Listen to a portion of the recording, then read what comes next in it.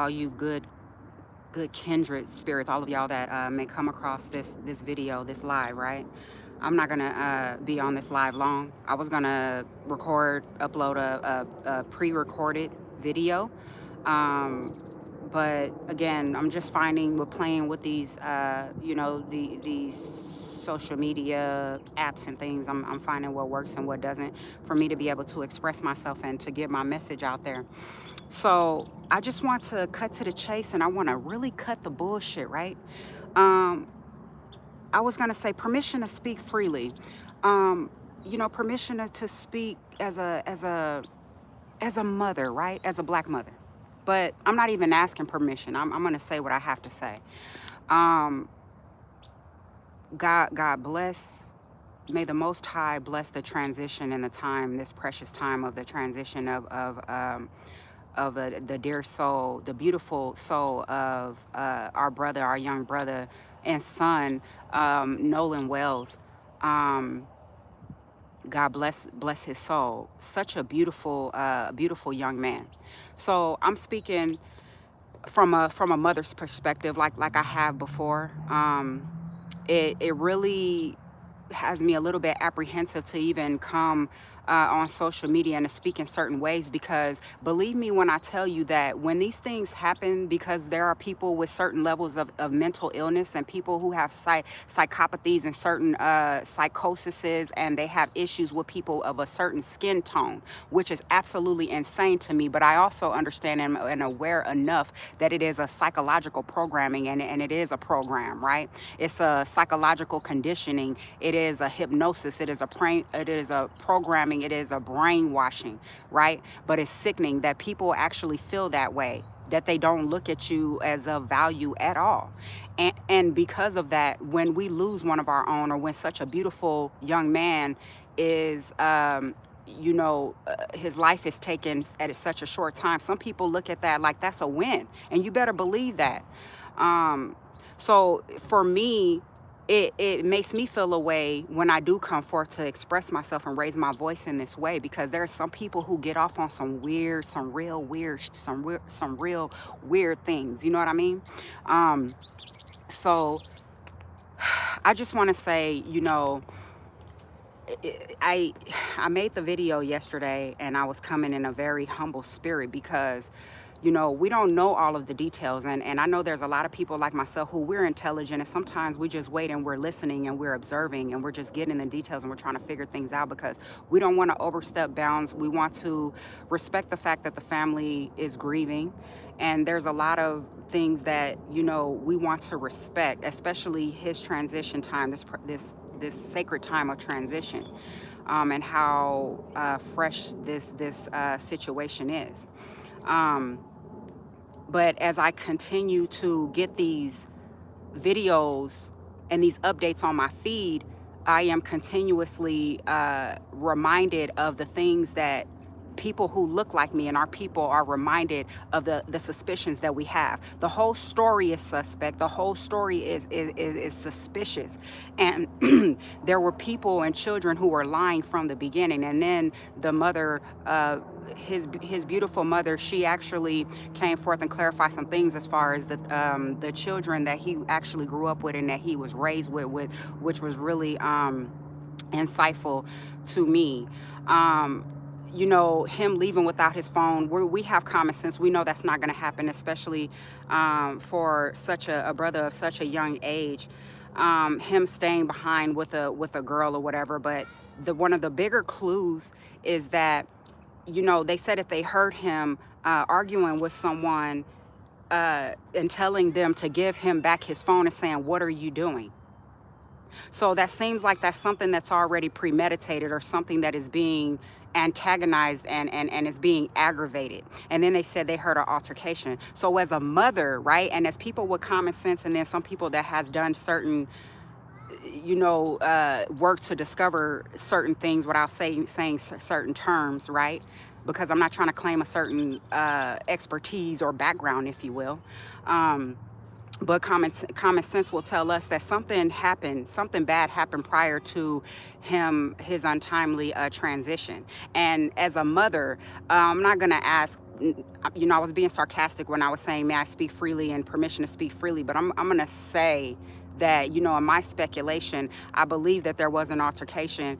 I first and foremost only want to apologize to, the parents of Nolan Wells if, my speculation is a bit insensitive. But the way that I feel about it is that, there may have been an altercation, and then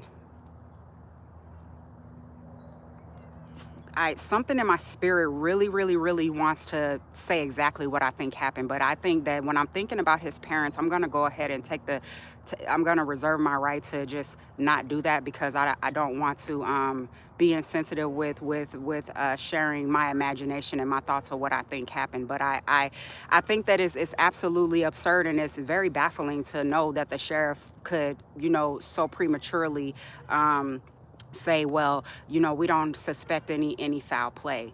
I pray for strength and strength for his mother and father in this time, because the circumstances is very fishy, as we know, and it's very suspect. So hopefully they have a community, on top of the love that they have been experiencing, but they have a very strong support system. And it seems like that they do, because, you know, I never want to make it sound like, I'm a prophet, or I'm psychic, or da da da da da da. I keep whatever I feel is strong, and my clarity or my intuition and things, I keep it to myself, because I never try to brag on that. People they on social media, and they want to be the first to report about stuff, and they want to say, I told you so, and just all of these things. But I just pray to God that their family has comfort, and they have a support system to help them remain strong and in their healing in this time, because we all know that it's suspicious, and we all know that it's real fishy. And then we know, because of the circumstances and all of the things that aren't adding up, the things that may have been a contradiction, and all of the lies that's been told up until this very hour, it is a highly possibility that during this time and the results of the investigation, that they may get even further bad news. So I just hope that, we say hope for the best, but expect the worst. So, as I said, I literally want to cut the bullshit, right? Okay, so that's Mississippi, that's down south. A lot of us are aware, and we're seeing content, and we're seeing things where there's a lot of our people who are being found hanging, right? And, people, these people who they say are the authorities, who are coming to so-called investigate, they're not even doing a proper investigation, but so prematurely and so short upon finding these people, they say there's no signs of foul play. So in other words, you're saying that Black people hang themselves, right? So in the case of the beautiful young man Nolan Wells, there's no sign of foul play, or there's no suspicion at all. But we know that, it's not a common thing for young people to die prematurely, right? It's just I swear my spirit is just really trying to keep me from saying too much of what my suspicions are and my speculation, because I have to remember the sensitivity out of respect for his family. So,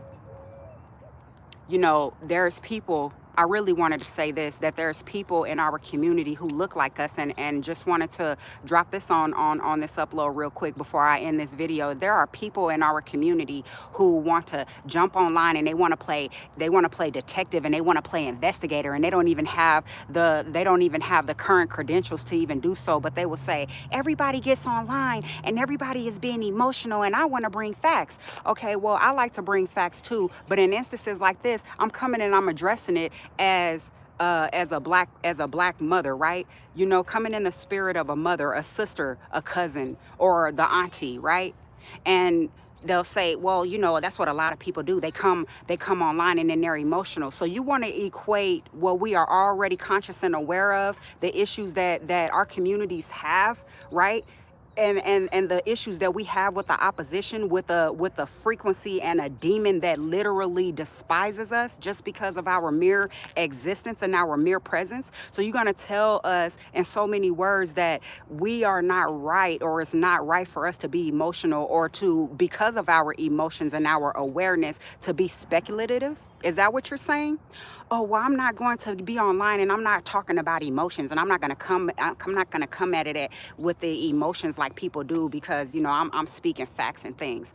So I just want to say that all of our skin folk ain't our kinfolk, and everybody that look like us is not really riding on the sidelines with us. So let's keep that in mind. And then also, as I said before, and as I have said many times,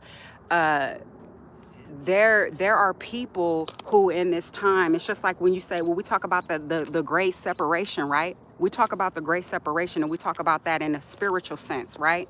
Because everything is spiritual, everything is spirit. So we talk about that. But then also we have to acknowledge and recognize it's very important that we use discernment, and in our discernment, it is discerning and recognizing the separation in our community, y'all. So the people who are a liability, because they have worked under certain, you know, they have certain programming that cannot be broken, because they live in a box, or they are programmed mentally, so they are so logical, but they can't use their reasoning or their common sense, or even make sense of certain situations and bring light to it because of the previous circumstances that has happened, and the present day circumstances that has happened. When you recognize that somebody is possibly playing on the side of the opposition, and I'm not saying everybody that look like the opposition is them, because we know we have family that look like those other people. And, you know, we're not saying, you know, that goes without saying. If people feel as though my content, what I say and what I do is racist, well, we could have a conversation about it. And then I can give you some clarity about that. But, you know, people that have common sense, they're very much appreciated. Remaining separate and apart from people who are a liability, because they don't have common sense, and they want to say things like, oh, well, you're emotional and da-da-da-da. We can get the facts, but at the same time, sometimes you can see beyond the things that people are saying, right? And it takes a very intelligent people to do that. We're not slow, we're not dumb, and we're very, very intelligent people. Now, when I wrote the song that We're at War, that wasn't me evoking or provoking a spirit of that. This has been going on for so long, way before I was even a thought, right? In my mother's mind or my father's mind. Way before the conception of Queen Bri. There was already a war going on on our people, psychologically, spiritually, emotionally, physically, obviously. So without me saying too much and getting too graphic, common sense, will tell you everything. People need to continue to stay woke. Watch your surroundings. You being aware, don't ever let anybody think that you move in a certain type of way. Being aware means fear, right? Because you don't have to move in fear to be aware of what's going on, okay? Understanding that everybody is not your friend. Of course, we treat people with kindness, just right off the bat, because you're a good person, we be good people, we're kind to people, right? We meet people with love.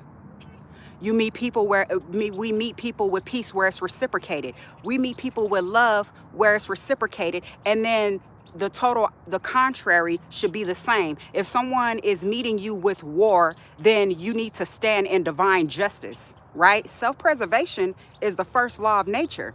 So is there something wrong with that? No. Lastly, I'm going to say two more things.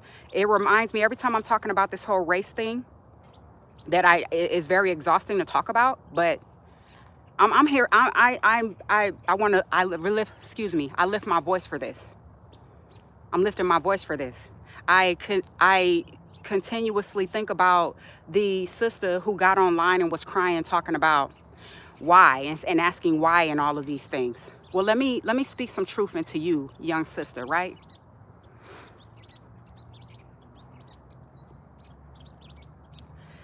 You should no longer have to ask why a certain type of people or certain energy of a certain type of people who live a certain type of way that is ungodly, why they don't like people of your likeness, because they know who you are. The question is, do you know who you are? If you know who you are, you won't have to ask that question, okay? You have to understand who you are and understand that a lot of the opposition that we get and all of that opposing energy and frequency, a lot of times we get that. Yeah, we have to be accountable of how we move and how we project in the world. Such thing as people who actually exist that do not like you because the color of your skin, because of the way that you look, because of there's things that is deep within you genetically that they feed off of, right? Now that's a whole different video. So that's one thing. That's one thing. Know who you are, and then know who your enemy are, or those who are playing enemy in this realm of the garden, right? That we live in, this planet, aka this planet, right? Know who you are, and then you no longer have to ask that question why it is that they do what they do. You can see right through it. And then a lot of times you're prepared so you can see when it's coming, right? Awareness, not fear. Okay, that was one thing. And the last thing that I want to say before I close this video out is, we have to, I've heard people say it and I absolutely agree with this, but I want to say it in a way, in Queen Bri's way, right? We understand that we all have our culture, and then there's like cliques, and then there's communities, and then the big thing that we find is a lot of division because of the spiritual interests and the denominations or whatever your spirituality is and things.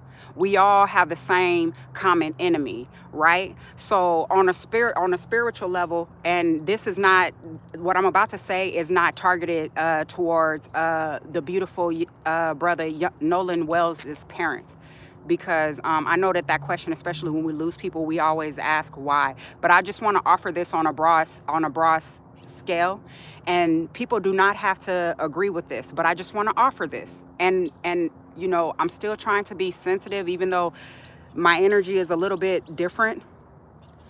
I'm trying to be careful, but I'm still trying to express myself in a way where I'm still giving truth, right? And speaking my truth, what I believe. People don't have to agree with it, but just hear me. When bad things happen on the earth, and when people say, why does God let these certain things happen? I was just having this conversation with somebody who I find of high value.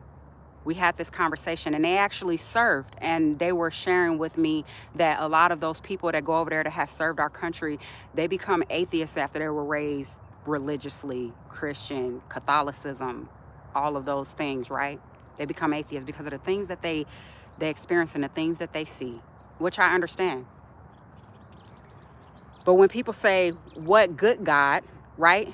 What good, loving, and righteous God would let these bad things happen, right? Because even though Nolan was not my biological son, in my mind, he was my son, right? Because that's the way that I look about children, and especially our children. I love children. I love the young folks. They have so much potential. And a lot of times they're pure, So we ask the question. Hopefully people can read through the lines when I tell you this. We have a programming and a psychological programming where we are entrained and indoctrined to believe that we serve an all-loving God. Now, maybe some of you guys serve an all-loving God. Is it an all-knowing God? Yes, it is an all-knowing God. We talk about the divine, and then we talk about quite the contrary, or what the opposite is. I'm going to tell you, and you can take it for what it's worth, and you really don't have to agree with it, but I'm going to tell you right now, the God that I serve is not man, and it's not only man, and it's not woman, but it's man and woman in all things, right? Everything that we see, to include myself, a representation of myself. That is my belief. And if I am light and dark, because here I am, I emerged from the dark, I emerged from the cosmos, from the stardust, right? That's what I'm made of. What does that say about the supreme being? The God that I serve is not an all-loving God.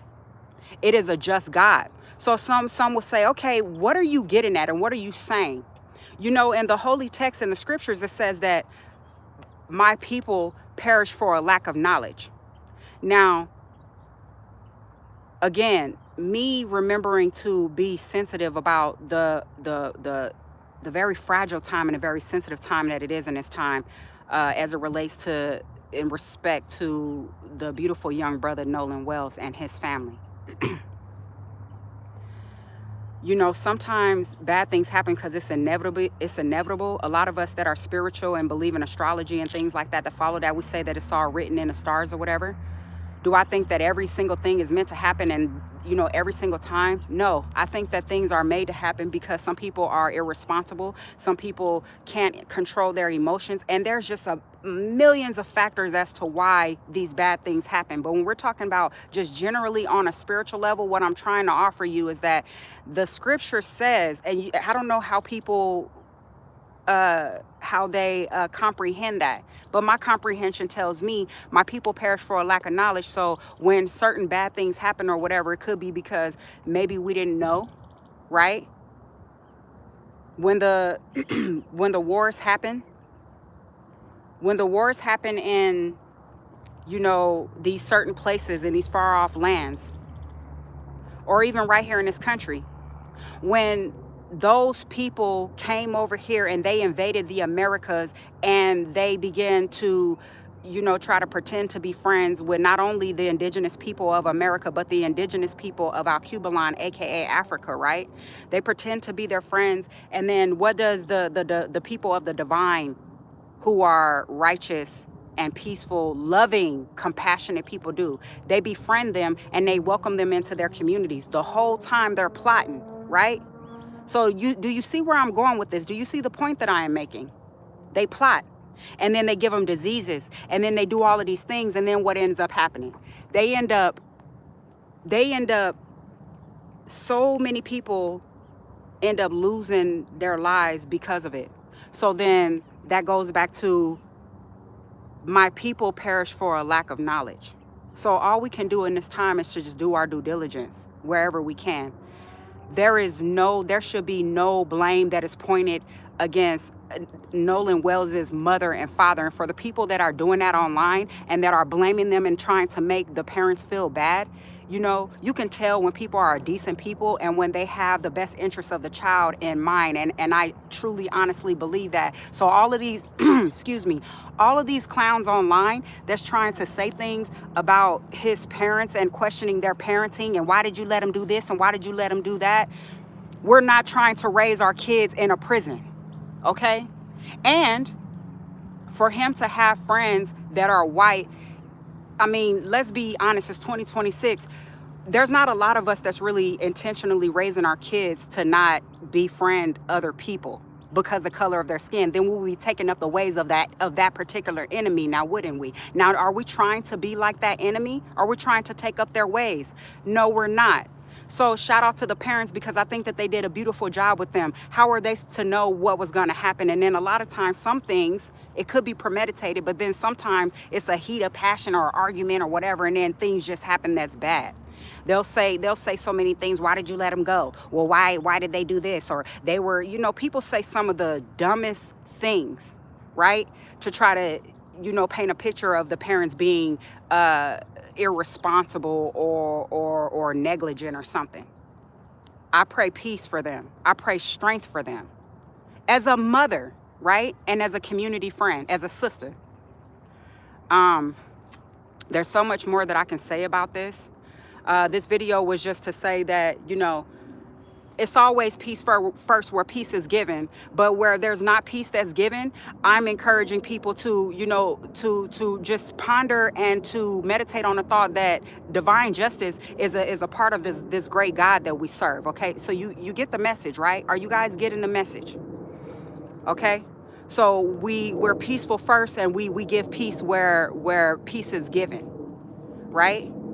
And just to get on here and to drop a word and to let people know that all of us, we're not walking around here like oblivious, subservient servants. That's just not what's happening.